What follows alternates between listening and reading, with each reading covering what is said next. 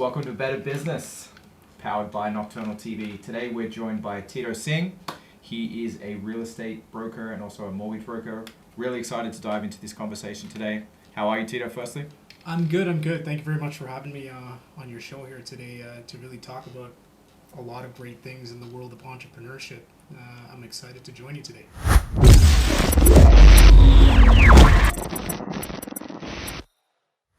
We're excited to have you as well. So let's really start from the start. Tell me a little bit about your journey of where you're at and how you got there. Yeah, to be very honest with you, I've always been passionate about life and career and being a strong mindset leader. And I think it really started in high school, I would have to say. Being a student council president, being a leader in front of different people. I'm talking about like 2000 here, you know what I mean? That's like a long time away. It kind of really, and we're in 2021, you can imagine. Yeah. But I think what transpired the most was understanding what I wanted to do. So I was a big sports fan. You're a sports fan, right? Oh, of course, yeah. Yeah. So I loved when we had a basketball team with the Toronto Raptors, Maple Leaf Sports Entertainment. So I got a job when I went to university. I got a bachelor's of sports management with Maple Leaf Sports. And I was a special events coordinator with the Toronto Raptors, traveling to 8 different cities. You've probably heard of the tournament. It's called 3-on-3. Yes. It's big. Happens all the time. And what transpired was that I was managing the site. I met Chris Bosch in the hotel, down at the lobby at the bar, Joey Graham. Yes, ladies and gentlemen, not that old, okay? But JYD, big business guy. Everybody really liked him. And that's where my passion of leadership came. And I thought special events was my journey. And what transpired from there was, after doing that job, I bounced around a little bit to different jobs. I worked in some telco with Bell Canada. I worked with different companies. But then I got a great job in the bank.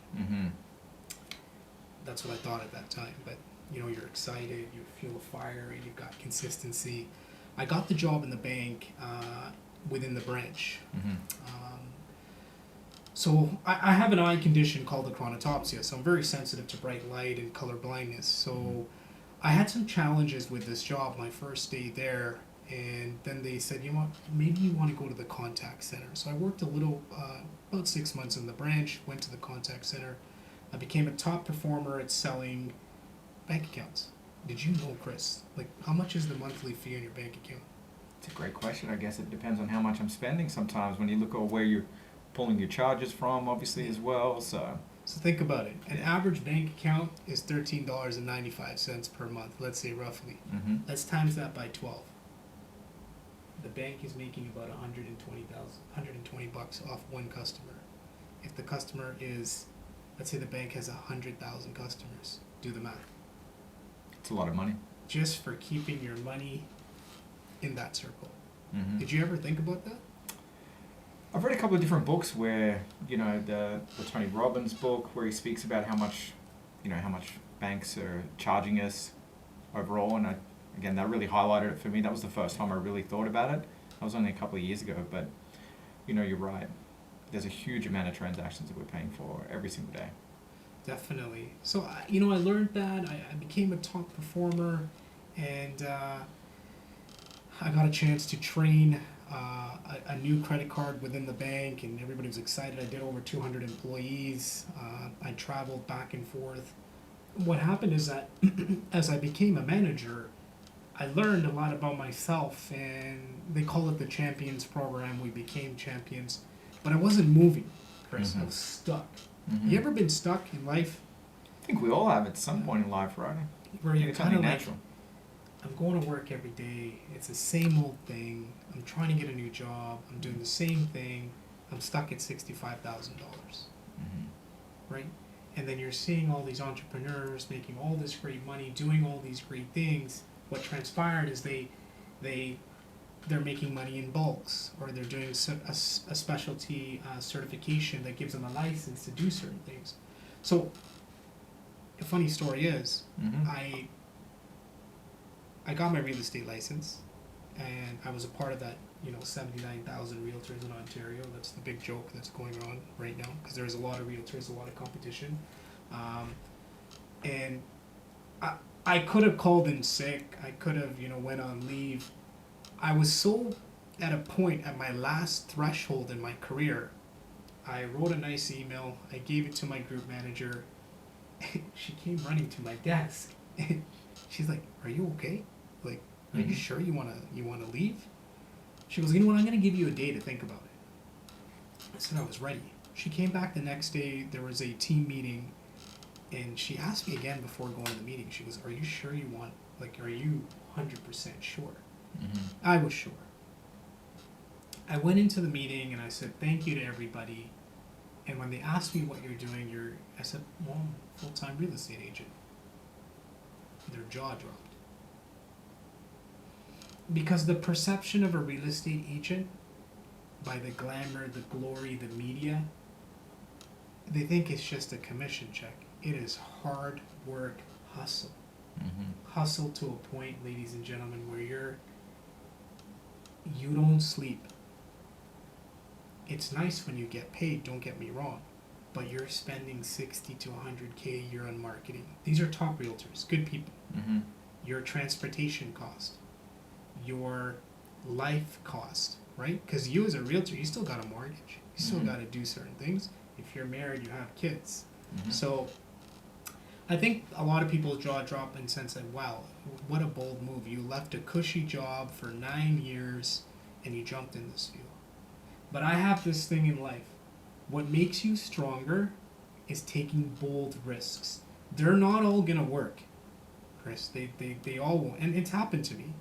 But it's how quick you get back up the ladder from when you took the wrong move. And this is where entrepreneurs, they have this challenge because they either want to do 1, 2, 3, 4, 5, 6, 7, 9, 10 different things at the same time. You can't. You have to build one thing at a time. You might be doing multiple things because you need a living, you need to take care of your own expenses. I'll give an example. I would say about 90% of entrepreneurs in today's world, in Ontario, in Toronto, 90% of them probably drive Uber. Why do you think that? They're looking to build income for their greater goal. Correct. So I know I bought a brand new car. I know I'm paying $350 a month or $400. I know if I drive XYZ times a week, I can make that money. My car payment's done, my insurance done. I only drive for those many hours. Then you have the top Uber driver. I'm going to drive 12 hours a day, 7 days a week because I'm an ex-taxi driver. My business went to a failure and Uber took it over. These are the two versions of it, right? As an entrepreneur, right? I'm 57 years old. I lost my job. You know what? All I can do is drive, right? So, as you know, with my eye condition, I don't drive. So right now I have a Lincoln Town driver that drives me, who is still driving cab, but he's a limo driver. So he does both. His age is 65. Nicest guy in the world, right? Because he doesn't believe in the new system. But he's so well known, he's got his own book. How do you think he created that book? Connections. Going back to real estate, a good real estate broker is somebody who is bold, hardworking, top hustle, but humble. You can't get greedy for the money, because once you do that, you lost all the respect of your clients, you lost all the respect of your peers. And as a realtor, you cannot complain when you need to spend money from your pocket. Because if you do that in front of your friends, family, you're putting the persona that everything's expensive. Everything's expensive. From the shoes we wear, to the Uber we take, to the food that we have in the restaurant. It's all expensive.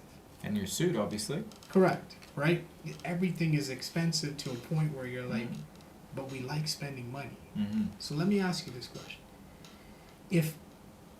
If you work really hard, and let's say you make $60,000 a year, don't you want to buy nice clothes? Yeah, you work hard. Yeah. You deserve it. You would like to drive a nice car. You would like to buy a house. Friday nights you're going to get together with your friends, have dinner, have some drinks. If you're not doing all these things and you're just saving money for what? Let's be real. One day we all going to disappear. And I hate saying that this way, but it's true. We will. But how can we adapt ourselves to understand, enjoy the good quality of life. The greatest moment that you've probably had, Chris, is when you're sitting with your family or your girlfriend and enjoying a good meal, having a glass of wine or a shot of vodka, sometimes in my case. But yeah, but you enjoy it. You enjoy that moment because you're with all your mates, all your friends, all your peers. So this is the way that we have to look at life. I have struggled with life because of this. It's not noticeable, but people don't know when you can't match colors. You walk into a room with bright light. Outside, I can't see in the sun. So, university, I recorded lectures, and I had to go back to my dorm to listen to them, and then I needed extra time on exams. It was a different style of learning. Once in my career, I spoke at a CNIB. Do you know what that is? Canadian National Institute for the Blind. So these are people that are fully blind. Okay. So I spoke to about kids that are 17, 18 that are fully blind. There was a room about 15 or 16. This was probably back in 2014. And I was asked as a guest speaker because a very good friend of mine, he works for he works for LinkedIn.com. He's a director. He did work for RBC at one time. He's fully blind, but we have a very good friendship. So he asked me to come and speak, and I was amazed because I do still have vision, and I'm able to do more things than a regular person that's blind. I was humbled by the kids were excited to hear my voice because, special events coordinator, doing different things. They were interested in my life and who I was. And I took 5 steps back and I realized that, imagine you can't see the world. You can't drive. You're married and you have your wife and you can't even go to the supermarket. We forget this. Or vice versa. Your husband is in the hospital and you're married. Right? Yeah. You're stuck. You have kids. But people are fighting to get something at the dollar store when it'll cost you $10 gas to drive to the dollar store when you could have got it from the convenience store for $1.50.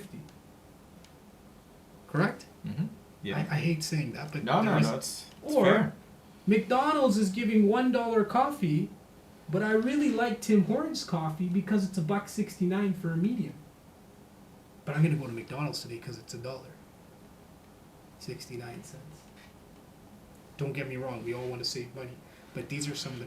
As a child, my friends, when I was 16, 17, because I couldn't drive and they got their cars, I would ask them if they could pick me up. They would say, "Oh, do you have gas money?" You ever been in that situation? Yeah. Yeah. You gonna pitch in for gas? Yeah. Your friend's probably not gonna drive. He's a little bit, what's it gonna? It's the noble, peaceful thing that you do. Right? So, these are certain things in life that I speak very highly about. I love what I do. Don't get me wrong. When I want to throw a punch, I'll throw a punch, but not physically, but like as in, what's transpiring. So, I always say, it's funny because in my real estate career, I see so many different clients. They think they know the price to offer for the house with all the expertise. And then if there's like 3 or 4 of them, one person likes the house, one person doesn't like the house, one person wants to pay $1 million, the other one wants to pay $900,000. Maybe 2 years ago, now everything is like $2 million, right? What do you think about real estate yourself? I love real estate. I worked in real estate for a short period of time. Yeah. Out of high school. Nice. I think it's a great career.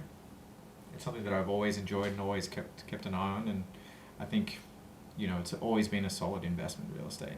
I've always kept an eye on the market. But tell me a little bit about, you mentioned your bank career, and obviously you decided that, you were going to leave this job, which, was something that was a little bit more uncomfortable. Yep. Like, how did you know you were ready? You said you just knew you were ready. Talk me through that. So while I was working at the bank, I owned a bar. It's called Coalition. Did I love this bar? I loved this bar. I got this place in 2014. And I remember walking into it the first 6 months. This is the first time that I was an entrepreneur, like in my life. I had some money saved. I jumped in 2 feet in. I wanted to make a lounge, bottle service, let's get the party started, Soon to be known, I failed in the first 3 to 6 months because there just wasn't enough clientele. I was bleeding. I had family pressure. Oh, how's the business going? How are things going? And then I was very fortunate to meet a gentleman by the name of Matt Black. He walked into my bar and he said, I want the job to manage your bar. He said a few other words which I can't say on television because he was an expert at what he does, which kind of shocked me, but I said, this guy is bold. He is bold. He has the guts to talk to an owner of a business the way that he did, but he got the message towards me. At 4:59 a.m. on a Saturday morning with a glass of scotch in my hand, I said, you know what, it's either I shut this thing down or I give it one more shot. I hired him. We built a stage. We changed the dynamics. We painted. This is a heavy metal bar, punk rock music. I'd never heard of this music in my life. I'll be very honest with you. I got people, as people were coming in for live shows, jumping around, screaming. Have you ever heard punk music? I actually did enjoy punk music. I had some friends who were quite successful for a number of period of time, so I still enjoy some punk music from time to time. There's not a lot of lyrics to it. It's very and it comes in a very but it's got an art to it, and the art is it's got this passion of what they like, and I had tremendous respect for these people because you know why, Chris? They would work all week. They would come to the bar Friday, Saturday for the show, and they're dropping hundreds of dollars on the best beer. We have this beer that we used to, maybe you've had it. It's called Pilsner. I might have heard of it. It's our $6 special that we had Friday, Saturday nights, so good. And then we had the absolute vodka for $7. Even myself, like today I'm wearing a suit, but I would jump behind the bar and serve drinks. So one really cool thing I used to do at midnight was Jameson was one of our big sellers.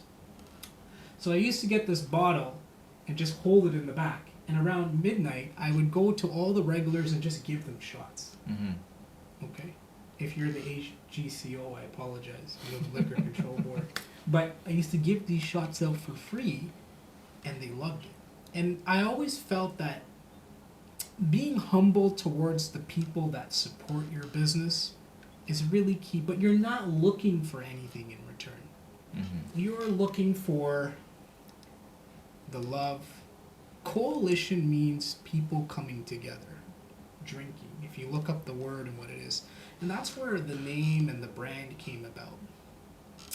We did some hip-hop events.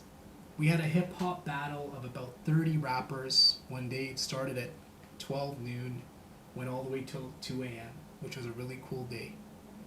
And at the same time, I was still working the bank. So, I had help, I had staff, I had people that were there to kind of assist and help me, but I learned a lot about managing a bar from mistakes, overpour, spillage, operation, who to hire, who's the best, who's the right person to do the job, right? Who has a skill set, right? These were some of my challenges because I couldn't be there all the time because I was still working a bank job. Did I hit walls? Chris, I hit some walls. Financially, mentally, it happened. Was I able to solve them? Yes. As an entrepreneur, you have to be able to solve. If you can solve in the heat of the moment, you will never quit that business. But you got to have that risk appetite that if you fail, what's next? So at the same time I was at the bank, I had the bar, I started studying real estate. I said, you know what, let me crack this book open, let me do it. So it was kind of funny. I used to go to the bar, we used to set up on a Friday. I'd pick up my duffel bag, it had my books, I'd go to the cafe down the street, right? And I would sit there for about 2 hours. I would study real estate, I'd come back to the bar, check on everything, and I'd do the same thing. So I was multitasking because I really wanted this license. And the big piece is my father. My father was, when I was in my 20s, he said, get your real estate license. 30s, and because of my visual impairment and some of the challenges I had, I thought maybe it wasn't doable. Maybe you need a driver's license to be a realtor, but you really don't. You just need ID and pass your exams, right? Mm-hmm. That was kind of the core of it. And I got it done. And man, did we drink a lot when I got the license? I tell you, it was a good night of coalition that night. It was a great night, and that's what will inspire you to do certain things. And then from there on, the bank was a challenge for me. Mm-hmm. Man, corporate politics, it just, when somebody sucks the blood out of your system, just like rips your heart out of you, you were never good enough. Anything you did was not always at best par. I have a tremendous amount of respect for people who work in call centers. It is a hard job. You're taking about 100 calls a day. You get people yelling, screaming, hanging up on you. You're wearing a headset. Then you got your manager who wants you to perform at a certain level. Then coaching. Coaching came from a corporate culture, which today now we have life coaches. We have people that coach you on leadership. We have mentors. The contact centers, they build this formula. It's a scorecard, which the bank had. That's how they, how long your customer is on hold. Are you taking your breaks on time? You get coached on these things. So I got coached on it because I didn't obey it to 100%, but I also coached to it when I was a manager. So I played both sides of the card. And I said, you know what, I'm not married. I don't have kids. I was supporting my parents. I said, if I'm going to give myself a shot in life, this is my moment. Will it be easy? It wasn't easy my first year. I hit some walls where, when you're sitting on the side of the curb and you're thinking about how am I going to get to tomorrow? It's happened to me. But I always kept a good fundamental around people that it's okay, I will. I'll make it work. So I just ran with it. And I learned the business too the hard way too. I learned from good people, bad people. In real estate, it's a very competitive world. Everybody wants to be a realtor. Everybody I talk to, how do I become a real estate agent? It's because of the commission check. But you're running a business. Just like any other business, like somebody running a shop, a store, any one of these things, they are going to be crucial in how they run their business because they have overall expenses, right, that they deal with. So I got on that journey, and it's been a journey. In that first year, you mentioned, you said, were there times that you kind of second guessed yourself with the career change? Like, how did you overcome that? So it was about 4 to 6 months I was in. I tried to get my job back. You did? Yeah, I came to a point where mentally, financially, just wasn't working. My overall situation in life. I went back to TD. I made some calls. I knew some AVPs. I knew some people. They used this terminology at that time that we don't hire externally. I was like, buddy, I worked here for 9 years. Like, I know how to do this job, hands down, right? When you're very confident about something. So I got a meeting. There was a new AVP. Some people helped me get a meeting, and very nice gentleman. And he said to me, you know what? All I could do for you is bring you back as a telephone banking specialist. I was like, I was in shock mode. But then I'm thinking, you know what? Maybe I go back and get a regular salary job at 45 plus. I'll be okay. You know. But something from that meeting opened my eyes. You ever been in a situation where you something hits you? It hits you boldly, where you're thinking one way is the way to just make things work. I was so disappointed in that meeting. I walked out. I walked into the foyer of this building that I always got coffee in, and I said, you know what? There is no way I'm taking that job. Doesn't matter how bad it gets for me, I'm not doing it. I called an Uber, I went home, I just started cracking. I looked at expired listings, I was calling all my contacts, I made a list. I said I have to be more social media active as a realtor. I called all my friends, I just started plugging away because I knew that somebody's gonna give me a break. I was doing rentals. So when you start off as a real estate agent, you're gonna do rentals because it's the easiest thing to do. A lot of top realtors don't want to do it. I still do rentals today. I'm 4 years in the business. I will still give the same amount of time and energy to a rental client that I would as a buying or a selling client because I'm a little bit different. I truly believe that the right people need the right help. It shouldn't justify what type of real estate they want to get. A lot of people like to only specialize in one category. I try to specialize in everything that I can because I'm still learning more about that. So if I'm going to do buildings, I'm going to do houses, I'm going to do commercial units, I'm learning, right? So this is where I started to get into more of the business. I did a lot of rentals, really started to push the name, and then I joined the team at a different brokerage.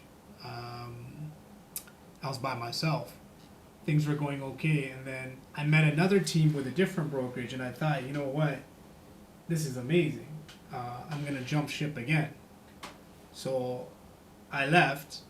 I got to the team, and everybody was very humble, good people, and I met some really good people with this team, and I just didn't mesh well. I wasn't comfortable. I felt like that I need to be a leader. And one of my really good friends one day, he said to me, he said, Tito, you cannot, you're the leader. You have the skill set. You need to be the leader. You can't be a follower. Has anybody ever said that to you? Where they, and it's like, it woke me up a little bit because things weren't meshing, things weren't working there well, and I left. I went back to the old brokerage, and my career changed. Things came into place.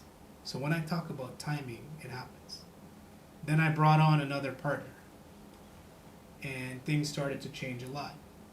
And I humbly helped this person because everybody in life has challenges and problems. We all do, every individual. So I took one good look at them and I said, you know what? How do I make this person grow to make them feel good? Because right now, they're really hurting for other different reasons going on in their life. And I brought this partner on, and I helped develop them. I teach them a lot of the ropes. I got them licensed to be a broker too, and I saw them flourish and change. When you're a leader, the greatest gift you're gonna give to anybody is when you see them change. It's not about how much the product is sold or what it is. It's you physically, naturally see their demeanor, the behavior, their outcome. And I saw it and I said, you know what? Kudos, Tito. I didn't have to celebrate it. I said, you know what? This was the change that I was trying to instill, and I took the right steps to do it. Because positivity comes from the heart and the brain. If the heart can push the brain to do something well, you're going to help that person. And I see it every day with that person now. And I'll see more people that I work with. Mistakes too. I'm still learning as well. But the one core piece that I like to do to try to, help people is see them grow. Mm-hmm. And in today's platform, I specialize in residential, commercial. I was fortunate to meet somebody that's heavily in development who's, got me actively in development too and thinking about it in the next steps. And that's what happens in real estate or renovations. And, sky's the limit. Struggles.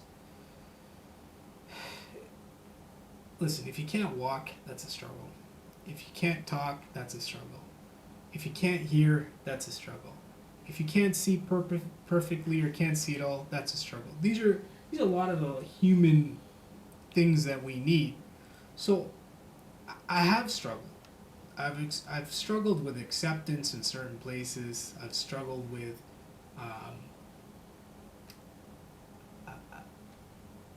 just personally fulfillment too, right? As a human, you're like, buddy, sometimes you're showing a client like 57 houses and you're like, man, I've been doing this for like 4 months. You know what I mean? What the heck am I doing with my life, right? Real estate agents, I know it's all happened to you, right? No. It happens.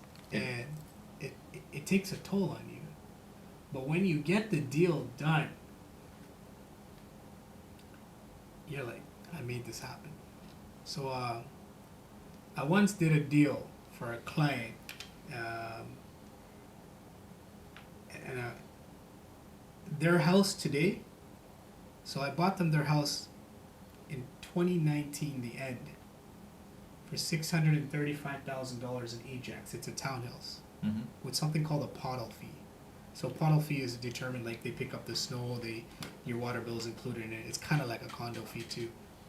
That house today is worth like $900,000. The owner of that house will call me here and there and say, Tito, how did you know? They didn't even want to pay $635. You know how much they wanted to pay? $630. But I got them to $5,000 more. I still remember that client today. I have another client where, I met them. They're a young couple. The husband is, he's got a great job. He's also an entrepreneur. He's passionate. He takes care of his wife. He's the house breadwinner. He pushes hard to the max. I have a tremendous amount of respect. He's my friend too. And I saw him grow because at first they weren't thinking of buying Mm-hmm. a house because they were content with their condo. And after several meetings and chatting, one day I got the phone call and we started to look. We lost some offers. He lost a really good house, and he thought, wow, this is it. So I went for another listing appointment, and he was there with me for different reasons, and it was the day of his offer presentation. So the realtor called me, we chatted. I knew the value was there in the house, so I took them to the side kitchen because, you talk about Las Vegas realtor, New York realtor. I'm a Toronto realtor. I love Toronto, by the way. I'd love to sell real estate in New York too if I ever got the opportunity. I think it'd be very cool. I watched that show, The $1 Million Listings. Like my heart just, I wish I could see that type of real estate in Toronto. Anything is possible. Anything. And I said, we can go in at this price or we can go in at that price. He came back to me with a price. I said, no problem, let's go. Went in. Then he was my driver, so I sat in his car. This 2-door sports car. It's tight fit. 5-speed stick, and I know he loves it. But today he drives an electronic car because he's very good at. He wants good things, and Mm-hmm. I know when he watches this, he's gonna laugh. But I do miss his old car because I felt like I was like back in high school. It's got the Fast and the Furious muffler on it, and it's got the rims and all the fun stuff. We're in the car. The realtor calls me. So and his wife was in the car. So we're blasting the music. Calls me. So I played it cool because she told me on the phone I accepted your offer, and I was like, yeah, okay. And they're like, what happened? What happened? What happened? I did the purposely, you know, the stall moment. The stall. And I said, yeah. And I just casually turned around to him and said, yeah, you got the house. He's like, shut up. Right? And I said, you got the house. And I said, I'm just waiting for the paperwork. You may not want to tell anybody. And then I had to go show another house. You see this, what I'm telling you, this story, this is how chaotic real estate is. At the same time, I'm gone to a listing of a house. At the same time, I'm going to show a house to a client. At the same time, I got an offer accepted. At the same time, I got to call my mom, make sure she's okay. At the same time, my sister calls, how are you, how you doing? At the same time, I got to look at the phone, I got to juggle, make sure things are... This is real estate. This is entrepreneurship. Multitasking. Like, you gotta...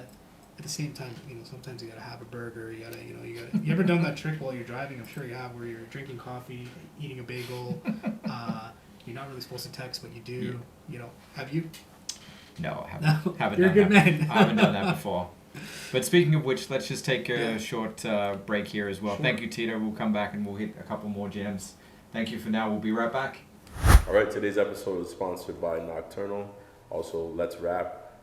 Today we have with us Rifik the Ghoul. We just wanted to take a few moments just to talk to him about his album, kind of what it's about, what kind of sound, and you know, what made you guys kind of go into doing this album, and what's more to come. So first of all, shouts to my dude Ayon. Ayon. Shout out. He's a brother from another. We've been working together I want to say a little under a year now, and we just been cooking like real heavy. So this most recent project we dropped is actually a playlist. It's called the Dear Summer playlist, and it just gives you that summer vibe. You know, I think the OG on the block to the shorty with her man and everybody and their granny and their kids and everyone's gonna mess with it. You know, it has a bit of everything. But more importantly, it just has a summer vibe to it, you know what I'm saying? You know, we have lyrics in there, we have melodies in there, we have no features because that's just how we get down. Right now we're just kind of grinding and trying to build up our own name. So Dear Summer is officially our first release together. You know, Ayon, he's out here from the UK and we're having an opportunity to really mesh our musical styles and what we do. So this is the first project to highlight that.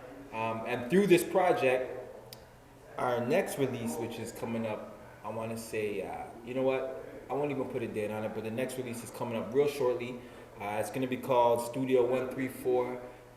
And that's our moniker, that's our label, that's our brand. I want to give Nocturnal the exclusivity and put it out there to the world right now, first on this show. Studio 134 is the new umbrella, whatever you want to call it, and that's also the title of the next project we're gonna drop, and that's just the hub, that's just the headquarters. You know, 134 is just that's where we cook, and it is who we are, you know, and it's becoming our staple. And where can people? Sorry, go ahead. I was just saying the next project is 134. So Studio 134, that's gonna be a whole next world. So, but right now you could catch Dear Summer, which is a playlist. It's not an album. It's not an EP. It's a playlist, and you could catch it on Spotify, Apple Music. You could catch it on my page, Rifik the Ghoul, or Ayon, A_0_N. You know, you know, Spotify, there's a lot of red tape and all that, so we had to make sure our spellings of our names were a certain way and all this stuff. But don't get it twisted, it's Rifik the Ghoul, it's Ayon. And yeah, you know, we got a lot more coming. Like, the crazy part is, with the whole game, you gotta pace yourself. So we're sitting on a lot, but you know, we got a plan to unfold it. We're probably gonna drop a project each month. And then the project itself, like you were saying, there's something there for everybody. Something for everybody, you know, and our styles are so similar, but there's still contrasting components to what we do, you know what I'm saying? So like, you know, Ayon's from the UK, you know those guys got filthy mouths. Yeah, he's nice. You know what I'm saying? He's nice with it. Yeah. But generally speaking, you know, he'll come from a little bit more of a raw angle than me, because, you know, I don't cuss, but I'll definitely keep it 100 with you. And sometimes, you know, my words are sharp too, so there's a contrasting factor, even though we're so similar and we mesh well. So it's a good listen, and it's not even long. It's short. You could probably play it back 3 times before you realize, you know. Right. Yeah. No, but again, thank you for being here. Yeah, my pleasure. Make man. sure, My like, pleasure, you know, my pleasure. everybody go check it out. Check out Man, people be Spotify. hanging. Yeah. Check out Spotify. Check out everything, and make sure we go support. You know, I think it's a major part, like right now in Toronto, that we go out and we support other artists and local artists and help develop them and grow them. You know what I mean? Absolutely. So, 100%. We want to shout out again. Today's episode sponsored by Nocturnal. Stay tuned. Let's get it. Welcome back to Btr Business, powered by Nocturnal TV. We're here with Tito Singh. Chris, thank you so much. It's been a pleasure. You know, I'm enjoying this. It's been a while since I got a chance to sit down and talk about such great things, you know, and the career and the opportunity. You know what? One thing I want to share with you, and I think, you know, you told me yourself, you know, you're big into leadership. How do we get to the next level, right? And I get this question from a lot of people that are not real estate agents, that are working corporate, or youngsters who are fired up to be entrepreneurs. How do you get to the next level? One, you got to have a lot of guts in your system. And what that means is you got to be a risk taker. If you're not a risk taker, you cannot be an entrepreneur. Do you agree or disagree? No, I agree. Right? If you can't take risks, you can't. It's impossible. So the biggest scarcity for anybody is, I don't get a bi-weekly paycheck anymore. Do you agree or disagree? I agree. Yeah. Say tomorrow you change your career, you're working on full commission. No more bi-weekly, 13, 15, 2009, whatever it is that you get. I've been there. I know. Yeah. I used to look forward to every 2 weeks on a Friday. I was like, yeah, I'm getting paid. It's time to go out. Rogers, Bell Canada, mortgage, what else? Netflix, all those New things. shoes. New maybe? shoes. All right, I got about $200 for 2 weeks. I'm good. I got the transportation covered. Lunch on Fridays. We'll do it all over again. It's that feeling. It's that, how do you get smart? In any business that you go full-time commission, you must first set yourself up. Here's a secret. One, you need a line of credit. It's got to be for like 15 G's. That you need it. You better have it set up. It better be at $0. 2, you need one credit card, 10 grand. Okay? That's $25,000 of availability of credit. Don't go to the Eaton Center downtown and blow it all at one time, okay? Don't take your girlfriend, okay? Because I'm sure she'll take the card and swipe like there's no tomorrow. It's a lot of Jordans. Yeah, you got it. And if you have this piece in any commission job, you're good. So as a realtor, we always budget ourselves for 60 to 90 days because typically a house will close for 60 or 90 days. If we do not budget ourselves, what do you think happens to us? You know, you start to go in the red. You're in the red. You ever heard of a thing called overdraft? Yes, I have. Yeah, I've been there many times, right? Is that you put yourself in a very vulnerable situation. So you need to pre-plan yourself. If you have this availability, you want to be a realtor and you want to walk away from your job, you should. Plus savings. Like have some money saved so that you're good to go. If you do the right exercises, you do the right things, you can get your first sale, whether it's a buy or sell or a rental, you're on your way. You must have a good record of broker in front of you that can help identify who you are and help you grow. It's key. Because if you don't, you're dead in the water. To get yourself to the next step in life, ladies and gentlemen, it comes from perseverance. It comes from determination. It also comes from failure. Do you agree or disagree? I agree. Have you ever failed? Of course, Or you anything? fail all the time. I think you have to fail to learn. Every day. And I failed many times in my life. But the one thing I realized is that after what the problem was, or what the failure was, why did I fail? I took the constructive feedback from people. Because there's a human problem. Humans like to give more constructive feedback than positive feedback. Agree or disagree? It's a fair statement. Right? And the reason being why is they want you, they're just going to nitpick everything that you've done wrong, but they didn't take a second and say, hey, Chris, congratulations on your promotion. I'm so happy for you. Tito, amazing job. You sold 2 houses in 60 days. In my case, how's business? I get this line every day, like from everybody from my circle, how's business? Which I understand because real estate's very competitive. But I always stick to, you know what, it's going well, but if there's something really good to share, I will share it with them. I'll say, hey, you know what, we sold that house, it took this long. I sold a house recently about 6 days ago. It was on the market for 8 months. 8 months. I relisted that house 3 times.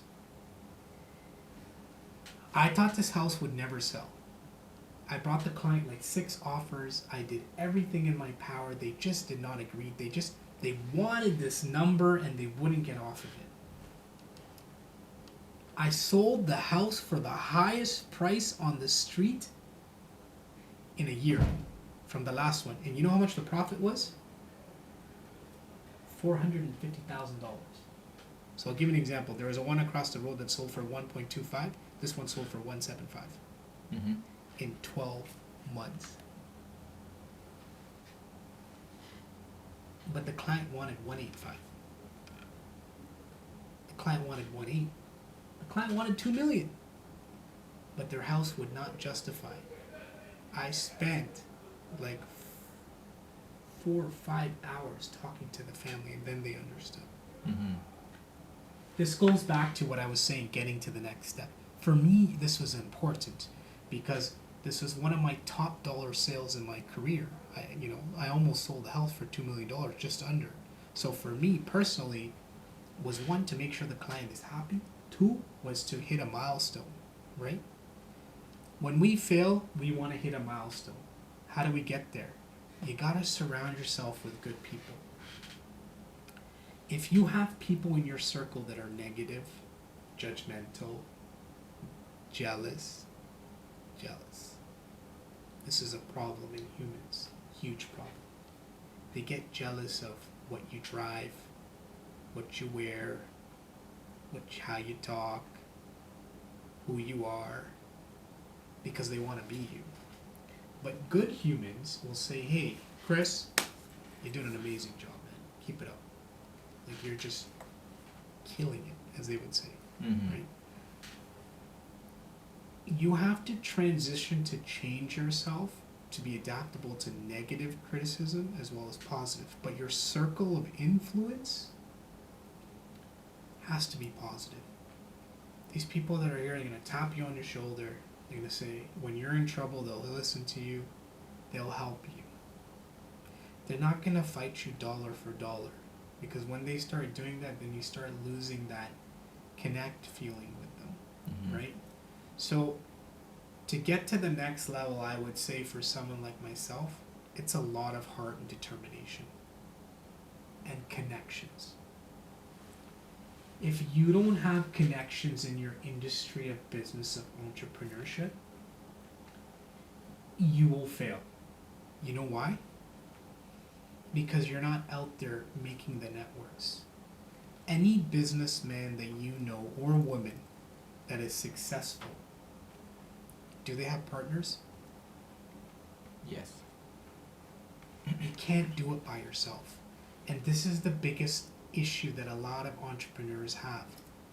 They don't like getting another partner involved. They want to be the one person. But until you learn that piece by having the right partner or partners, you will grow astronomically. Do you agree or disagree? I agree. Yeah. Because you have somebody else you can rely on, help you, constructive criticism, and build something with you. In leadership or any small business, you need that fundamental. Because if you don't have it, you can't get there. There's gonna be days you want to box the bag. There's gonna be days that you're depressed. I've been there, where your head is down, you're feeling the pain. Mm-hmm. But you gotta step up and say, listen, I'm gonna be the best realtor, even though I showed them 50 properties and I've gone 6 times and I lost the offer presentation. I'm gonna be damned, but I'm gonna find these people a house because they're my client. Yes, I've spent XYZ amount of money on driving around or getting driven around or whatever have you, but I know I can get it done. So my message is, you gotta go beyond the limits. You gotta shake hands or fist bump because it's COVID. Is that these are certain things that you have to do, right? Like you can't, like, come on now, nothing, anything that you put out there, you have to be half in it too. You can't say to yourself, listen, I'll give you an example. So on yesterday, today's Saturday, correct? Correct. See, this is what happens to real estate life. You start forgetting what day it is sometimes because you're working 7 days in a row. But yesterday I met with a previous colleague of mine who is also in real estate. We had a nice coffee at Aroma in Markham.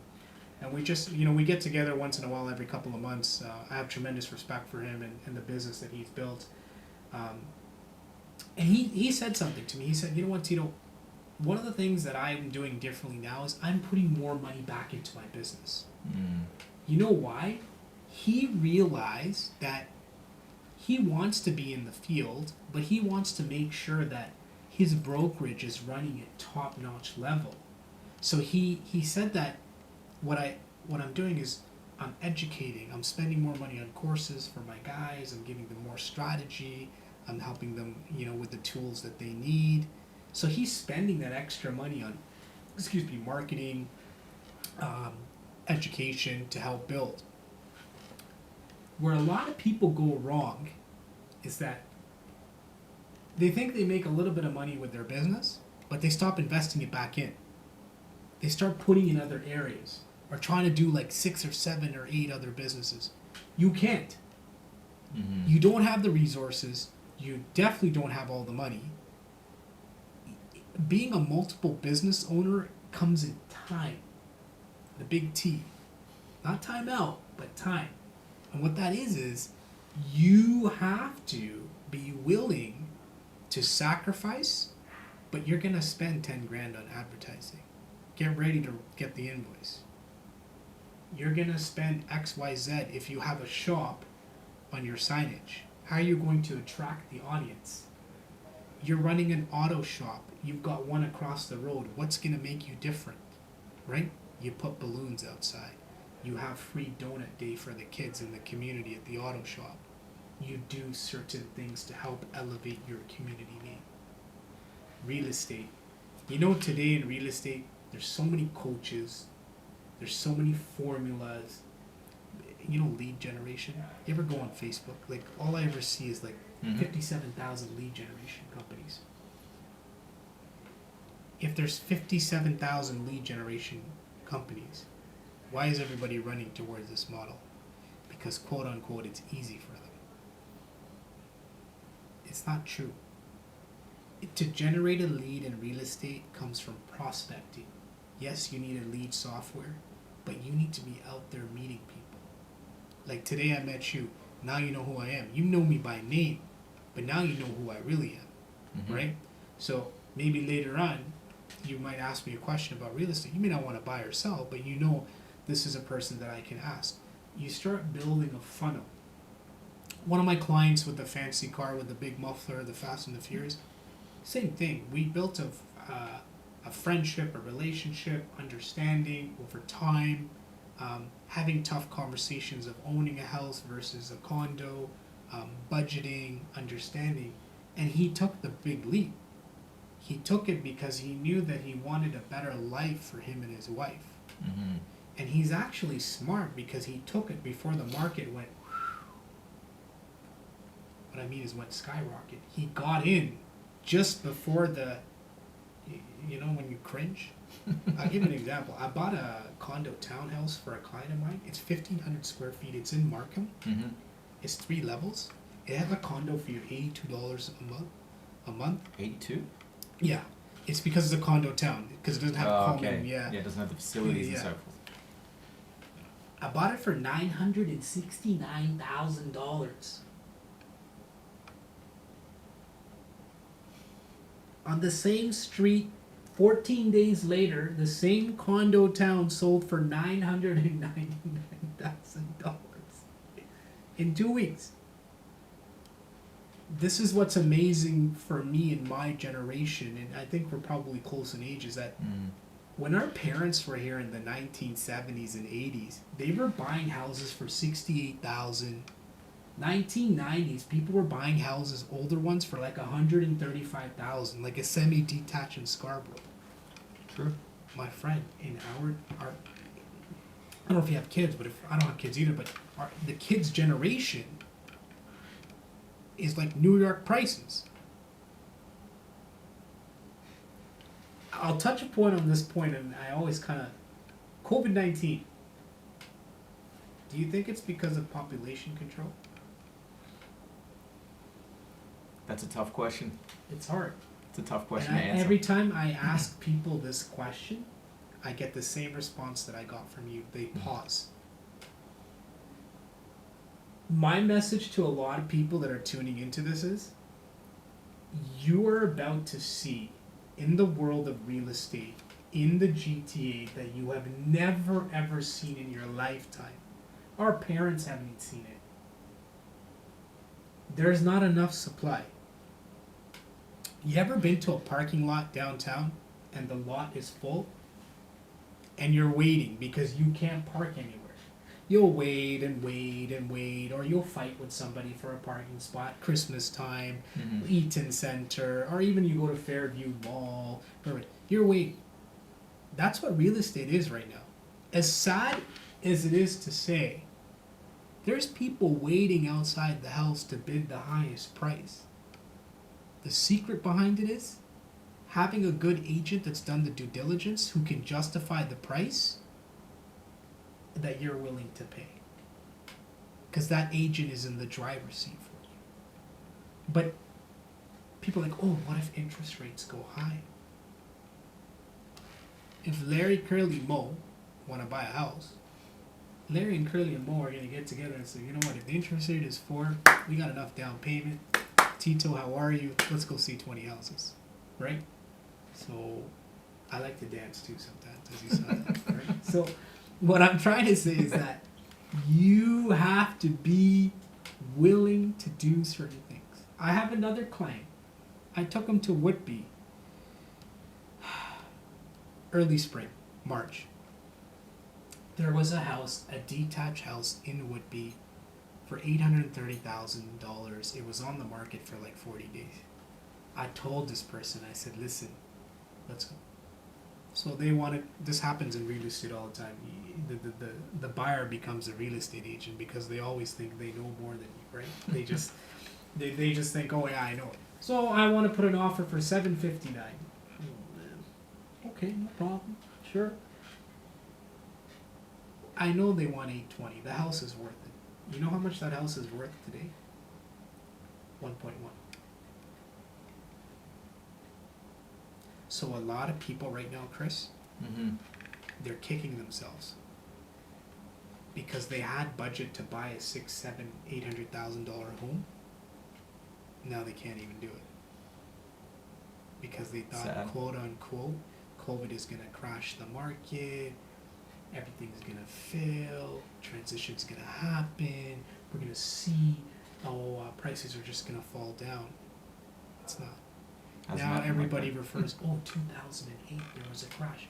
We will have a little bit of a slowdown, guaranteed. It's economics, it's society, it's inflation, GDP, all the works.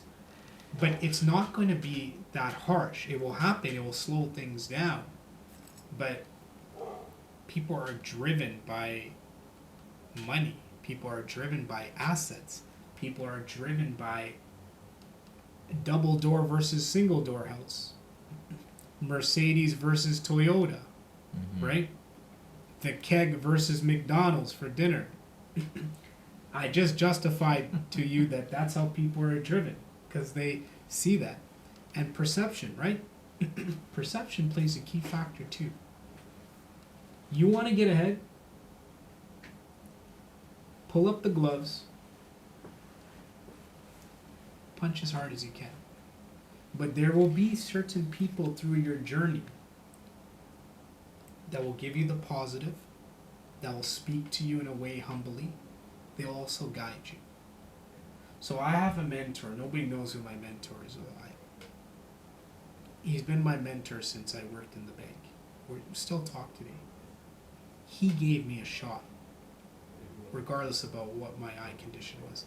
He gave me a shot, and he said, if you're gonna walk from the bank, you're the one person that we know that can do it. So, if you want to do something in life, you gotta be willing to push yourself to the max, right? You're gonna fight with your girlfriend, because women drive us crazy, trust me. It happens to all of us, right? You get married, you get divorced, you get married again, you get divorced again. Just make sure you have a prenup, because you know what, if you have lots of assets you want to protect, and ladies, please don't be upset at me, right? But these are the transitions where you have to be willing to fight the fight. Mm-hmm. And I think that's where people kind of stop for a second and they forget that. They get down on themselves. Oh, I got in a fight with my girlfriend. Oh, or this happened. Okay, how do we solve it? Oh, I'm short on my car payment. Okay, how do we solve it? You know the hardest part for any entrepreneur is? How do I ask for help? Why do you think that is? Prestige, reputation. Is that ego? A lot of entrepreneurs have this. So when you're not working for somebody, you're working on commission, or you know, you get paid a certain way. Your hardest challenge is, how do I ask that person that I know has a certain amount of money that can help you? One, you have to justify what your problem is. You have to get personal, and some people are not clear about that. They're a little bit, it hurts their heart. You know, why do I have to tell them that I'm, AKA, let's say, broke, right? Or I don't have any money till the end of the month, right? It's a very challenging conversation for an entrepreneur, because they feel like, okay, you know, how do I have this conversation? You know, what do I say? And all entrepreneurs, they feel the crunch. They feel it, right? I have another realtor buddy of mine that we were talking about earlier. He told me a story once. He said he slept in his car with his girlfriend because he was getting a commission check the next day. Because he said to me, he said, Tito, we didn't have enough money, though. The credit card wasn't budging, and we were stuck. We literally slept for like 6 hours in the car. But he knew he was getting his commission check in the morning. And he's a very successful gentleman today at what he does, because he's a grinder, he's a hustler, just like myself. I can work the phone at 3 a.m. as well as I can work it at 3 p.m. Right? So when people tell me, they ask me this question, this is a big problem in real estate. You're buying a house for me, I want 1% of your commission. Whoa, back up 5 steps. This is a very tough conversation. How much you giving back to me? You ever heard that in real estate? It's very common right now. It's huge. Why do you think that is? Because people greedy, or people think that they're entitled to it, or both? So if somebody sees you making 25 grand off one transaction, like, oh, what is this guy gonna give me? Because I'm spending my life savings to get this house, closing costs, if they have a mortgage broker fee, you know, lawyer fee. So they're trying to save money. Yeah, they're like, oh, why don't you give me 50% of your commission? Okay, I'm providing you a service. I'm running a business. I pay Toronto Real Estate Board fees. I pay insurance. I pay marketing fees. I pay transportation fees. I pay food fees. I'll still take care of you. I know that it's key. So my answer to that is, I'm not cutting my commission. You want a third-party realtor that's going to give you money back? He's not going to work as hard as me. He's not going to give you the best strategy. He's not going to be able, if your house doesn't get sold, what to do next. Because you know what he's gonna say? Oh, I listed your house for 1%. Why should it's okay? Let's just leave it on the market. You understand? You see the psychology behind that. Mm-hmm. So you do have to get crafty, meaning like if you want to be a good realtor, how much you want to list the house for. If they're gonna buy with you, then you can maybe list their house for a less percentage so they save some money there. Or a lot of realtors today, what they're doing is, I'll take care of the lawyer fee, no problem for you, right? It's coming out of my pocket. They'll save you about $1,500 to $3,000, right?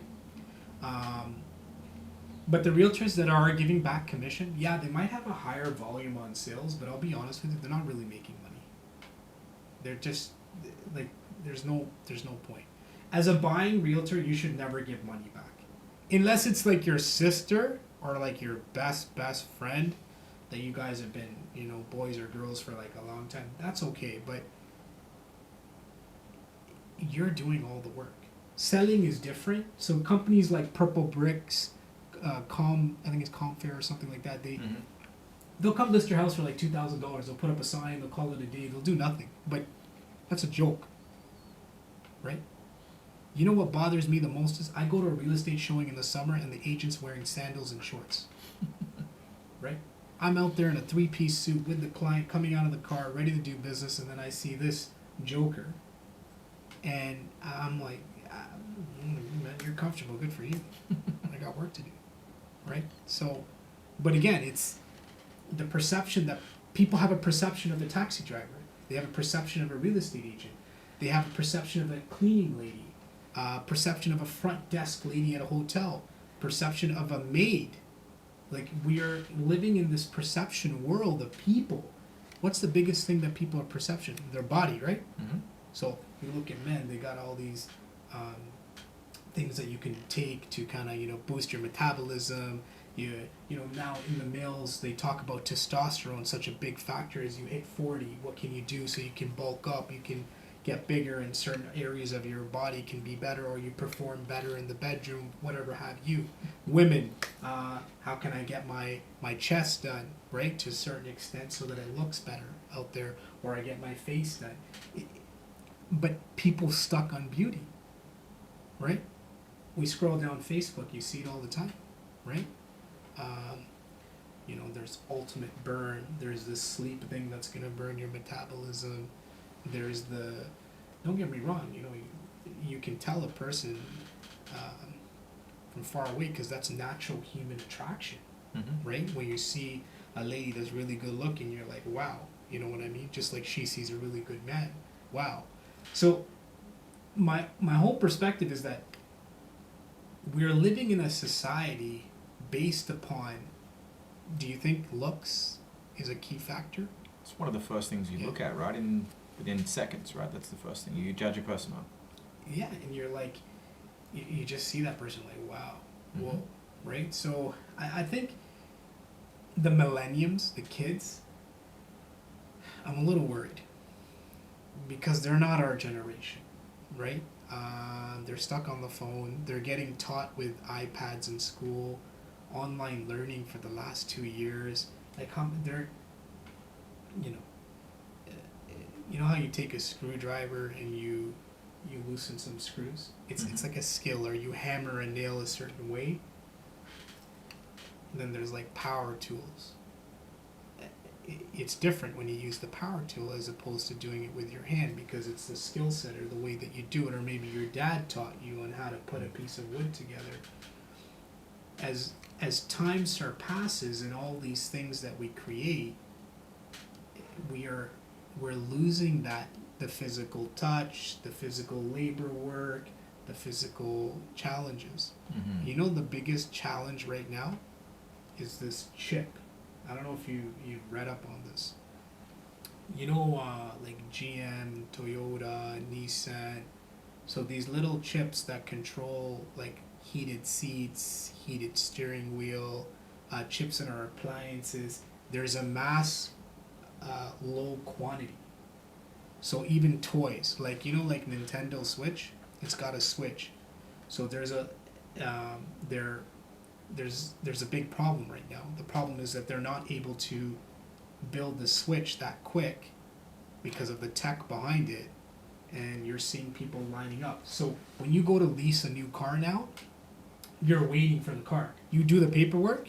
It's not like before where you could just pick up a brand new car from the day you go in. Now what's happening is you're actually waiting a month, maybe two. I've heard people wait up to 3 months for their car, right?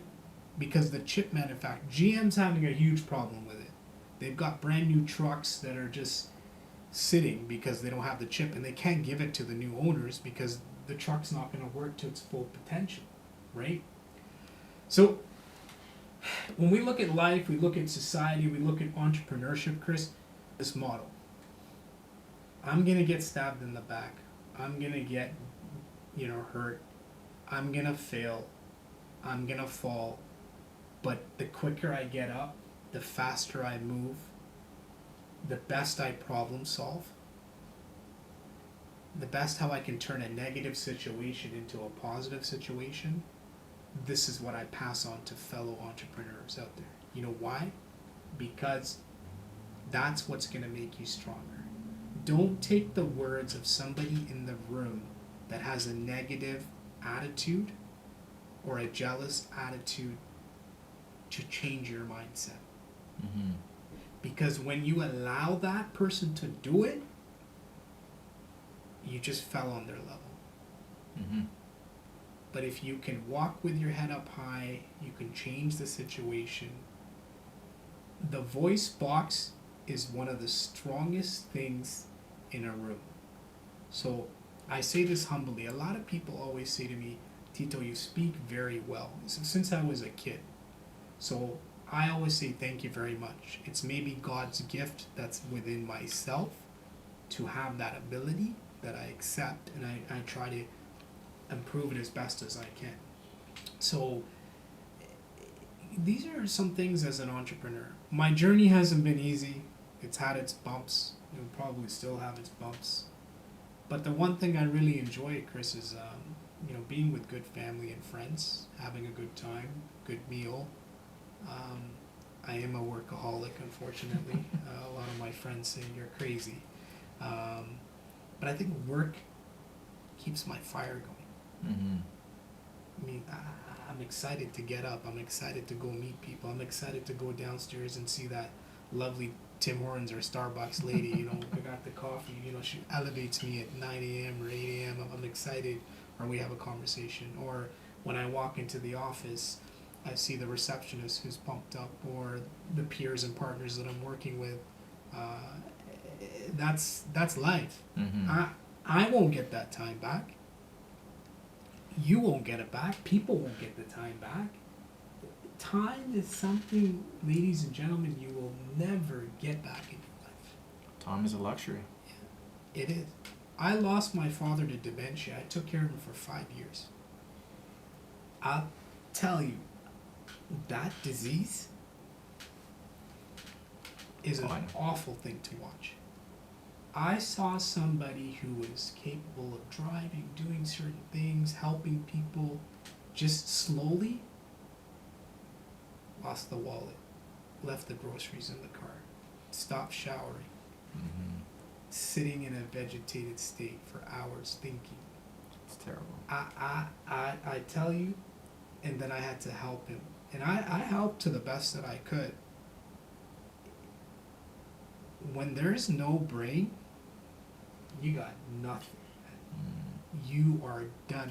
I don't care if you have 50,000 properties, luxury cars, all the money in the world. You got zero. Once you lose your faculties, You're done. You're out to lunch like there's no tomorrow. It's over. And this is one piece as an entrepreneur I say to a lot of people is stop fighting about the small stuff. Okay? Mm-hmm. Stop nitpicking on the little things. Enjoy the time that you have. We had a life lesson in the last 24 months. You know what that life lesson was? We couldn't go out and have a beer because the restaurants were closed. Young generation couldn't go to the club and celebrate a birthday with bottle service. We couldn't meet to play sports indoor. We were unable to have a meal with our family in our own house, immediate family. We were unable to go ahead and have a Christmas party for our office and enjoy the year's grade of long work. We were unable to walk into a Tim Hortons and get a coffee without putting a face mask on, which exists today.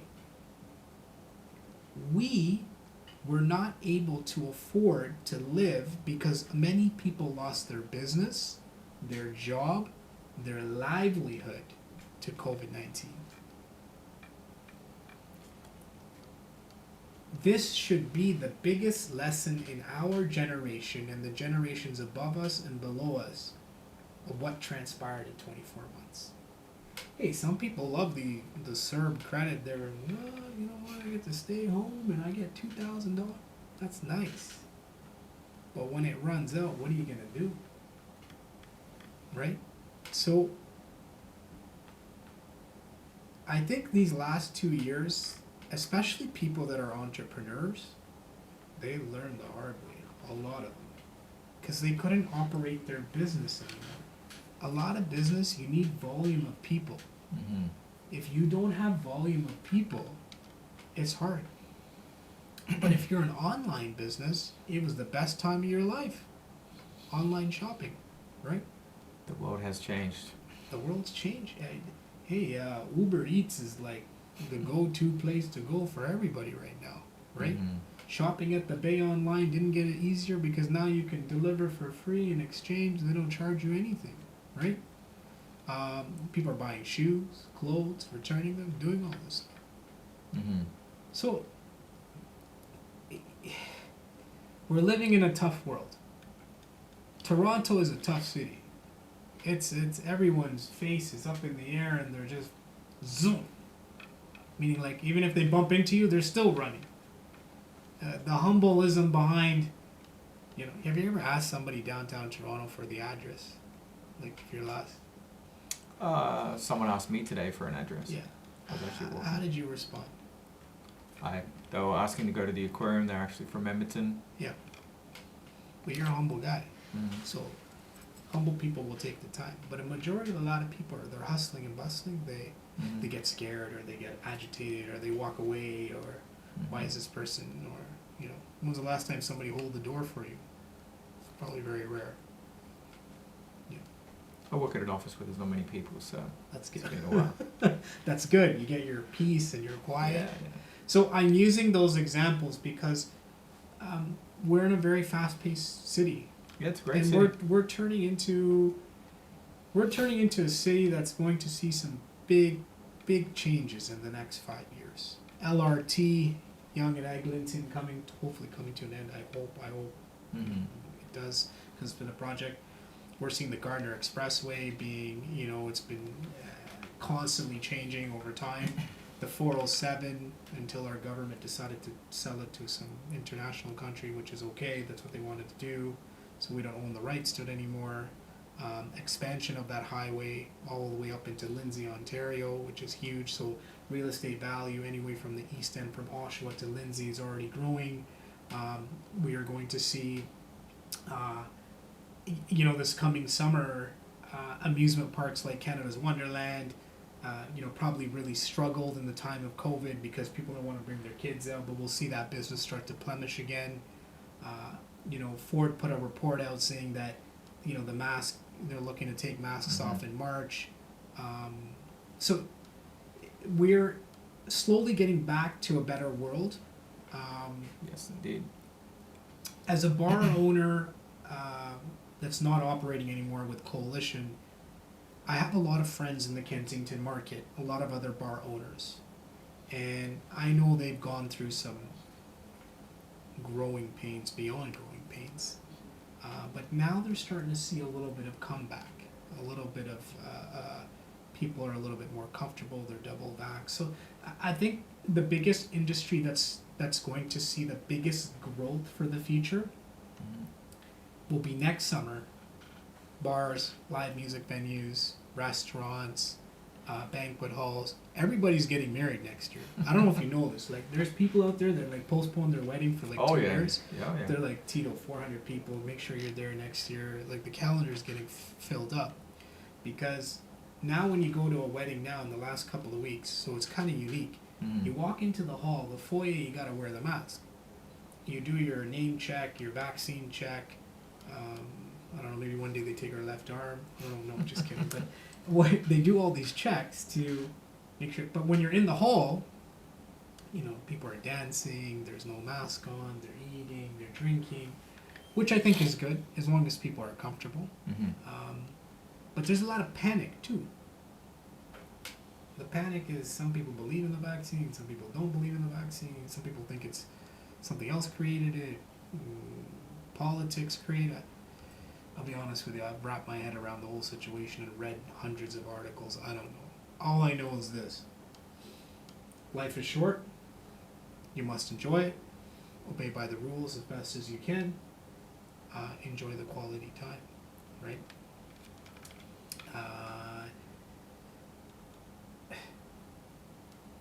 Anybody that has a disability, we all suffer from one thing. It's the pain that we carry every day here. We may not show it to many people because some of us are very good at it. We always know that we're a little bit different than everybody else. That's what anybody that has a, you know, disability.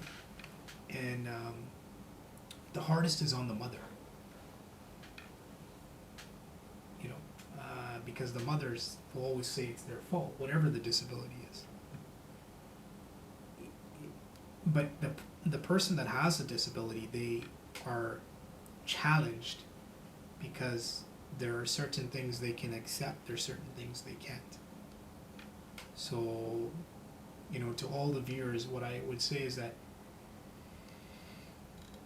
sky is the limit, meaning if you have a disability, don't allow it to affect your overall perspective on life. Get the help, get the tools, get the right things so that you live a good life. Some are more difficult than the other ones, and that's a big piece, you know. You gotta have a drive for life. Do you think so? Agreed. Once you lose that drive, mental health, it's become a huge thing since COVID. Is that there are certain people challenged with it because they believe that, hey, it's a part, like if you're mentally not there, it's going to be hard for you.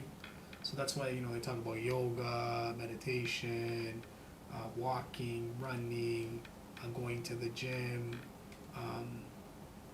Exercise is really important. As an entrepreneur, you better be exercising, because if you're not, the way of the world is going to take over your brain, and you're just going to be like, you know, get to that point.